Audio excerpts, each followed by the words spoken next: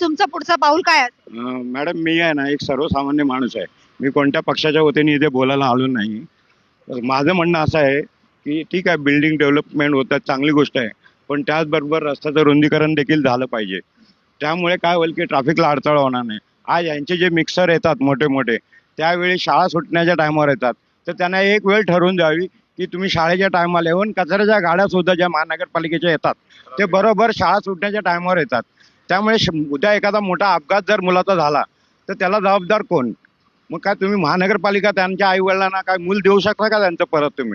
तुम्ही काय ते नुकसान भरपाई द्याल, पण तुम्ही मूल देऊ शकता का?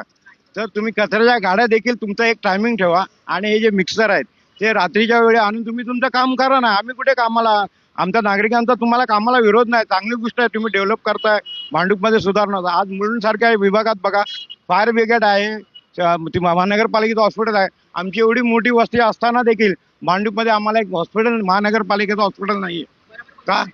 लोकप्रतिनिधी काय करतात मग इथले? त्यांना ह्या गोष्टी नाहीत, फक्त बॅनर लावले म्हणजे काम झालं का तुमचं? आज आम्हाला मुलुंडला जावं लागतं. मुलुंडला जाईपर्यंत इथला एक व्यक्ती जर अपघात झाला, काय झाला, त्याच्या मध्ये काय झालं तर त्याला जबाबदार कोण आहे? भांडूपमध्ये एखादं छोटं हॉस्पिटल म्युन्सिपाल्टीचं असणं फार गरजेचं आहे. ग्रह आहे, पण त्याची अवस्था बघा तुम्ही जाऊन, काय आहे ते तिथे बंद आहे ते. या संपूर्ण